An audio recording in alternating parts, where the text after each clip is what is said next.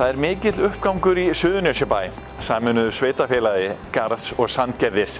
Og við fylgdumst með þegar fyrsta skóflustungan var tekin að Skerjahverfi, 9 íbúðahverfi í Sandgerði. Og við hittum auðvitað bæjarstjóra í leiðinni. Magnús, það mikill uppgangur í Suðurnesjabæ, nýtt hverfi að fara að rísa og fleira. Já, það mikið að vera. Ef við snúum okkur bara uppbyggingu íbúðarhúsnæðis, þá hefur verið gríðarleg eftirspurn eftir lóðum og við erum eiginlega komin á þann stað núna að það er að minnka í pókanum með lóðir og þess vegna erum við að byrja þessu hverfi hérna og erum að vinna í skipulagsvinnu á öðrum stöðum líka. Þannig að það er mikið að gerast. Hvernig lýsir þessu hverfi fyrir okkur?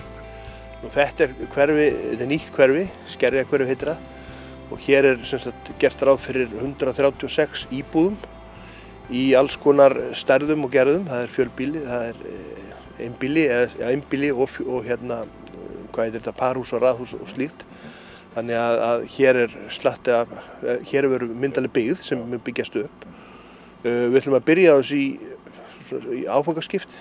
Þannig að fyrri áfangi sem við förum í núna, það eru 64 íbúður og við höfum þegar fengið töluvert af fyrirspurnum það. Þannig að ég gera ráð fyrir því að verði bara mjög sótt í þessar lóðir. Þannig að ertu búin að sjá fyrir þér hvaða íbúafjöldi verður komin í eftir árið eða 2?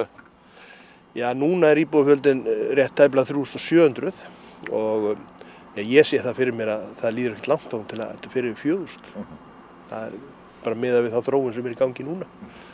Það eru það byrja 64 íbúður í byggingu núna í Suðurnesjabæ og það er búið að úthluta lóðum þar sem framkvæmdir ekki hafnar fyrir, ég held að séum rúmlega 50 íbúðir, þannig að það er mikið að gerast og bara ánægjulegt.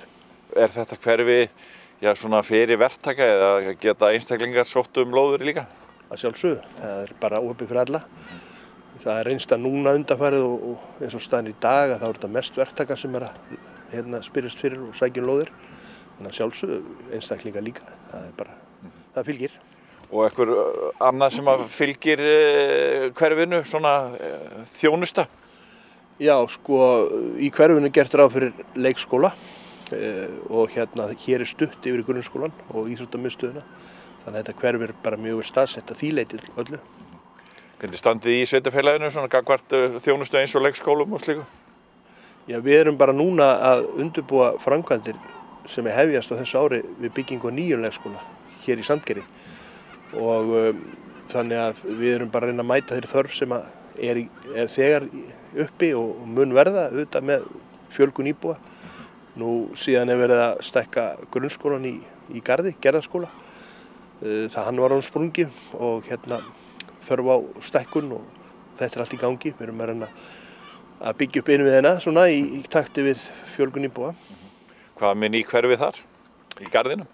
Já, það er hverfi í Garðinu sem var skipulagt hér fyrir hrun á sínum tíma og við breyttum deiliskipulagi að hluta þess hverfis fyrir einhverjum 4 árum og nú er það bara nánast að fullbyggjast sá hluti og við erum byrjaðir að vinna í breytingu á deiliskipulaginu á hinum síðari hluta þess hverfis.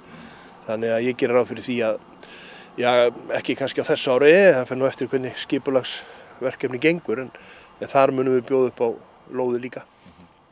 Þannig að þið hefur fundið fyrir miklum áhuga í rauninni, verandi nágranni Reykjanesbæjar, þá hafið þið alveg fundið mikið fyrir miklum áhuga fólks að flytja í sveitarfélagið? Já, það hefur verið mikið sótt af fólki. Mér sýnist nú mest af höfuðborgarsvæðinu en auðvitað heimafólki líka. Já. Og þetta er auðvitað bara kjörið fyrir alla að búa hér, stutt í allar áttir og allt sem fólk þarf á að halda. Já.